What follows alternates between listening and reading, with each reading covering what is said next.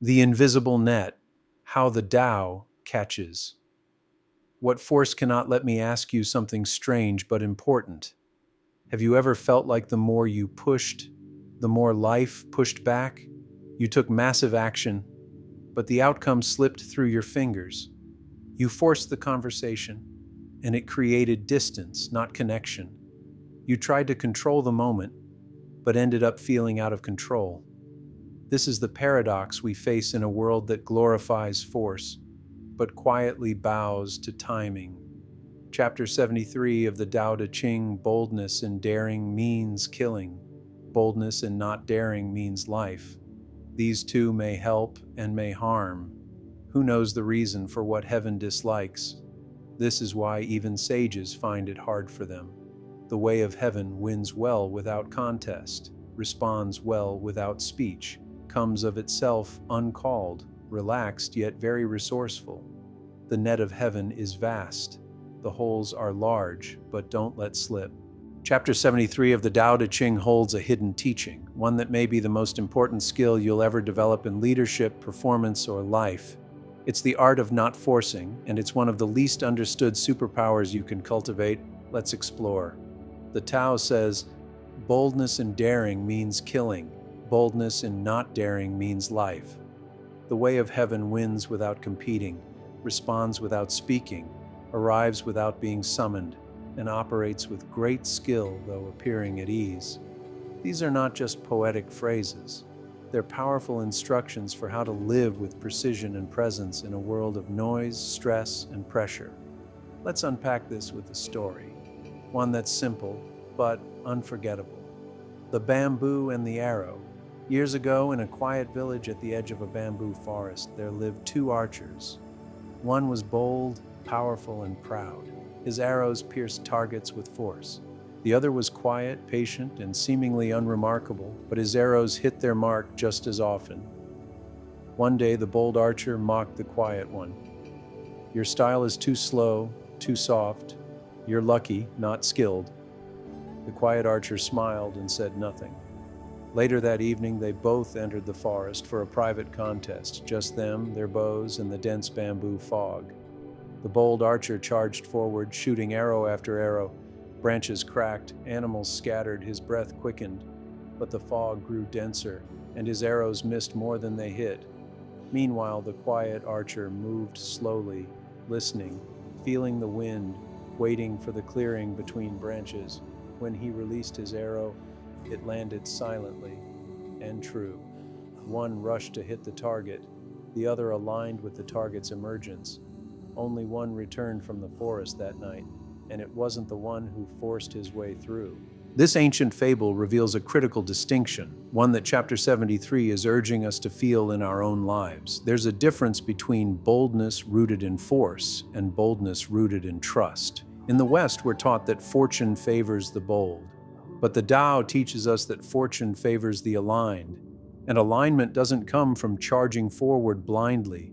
It comes from sensing the moment, softening our ego, and letting the Tao lead.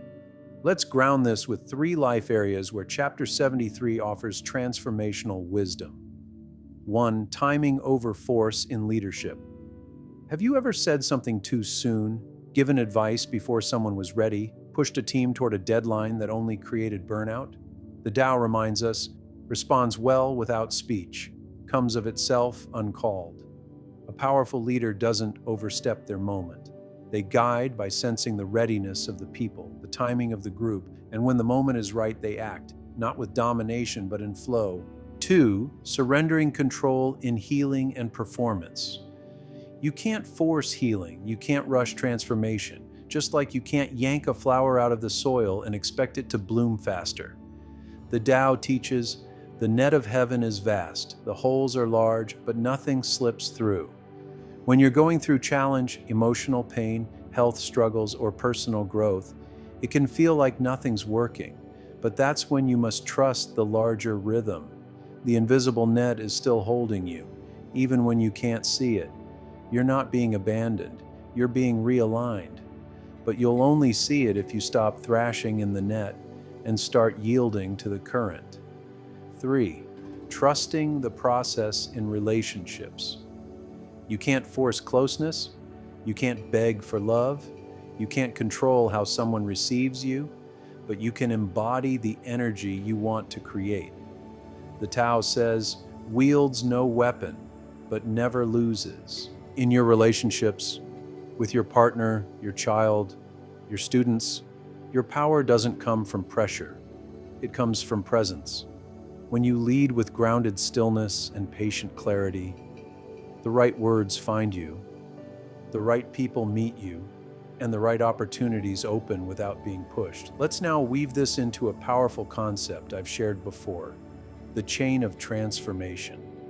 It goes like this: thoughts, words, actions, habits, character, destiny. Imagine applying Chapter 73 to this chain.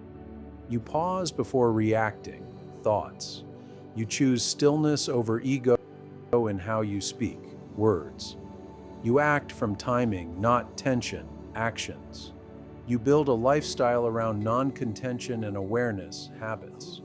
That forms a calm, patient, powerfully grounded presence, character.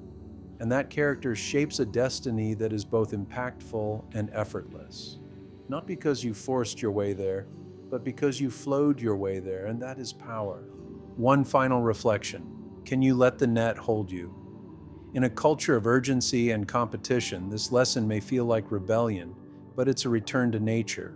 The Tao doesn't win by force, it wins by not competing, by not trying to dominate the moment. We allow life to work with us. So ask yourself, where am I pushing too hard? Where do I need to trust timing more than force?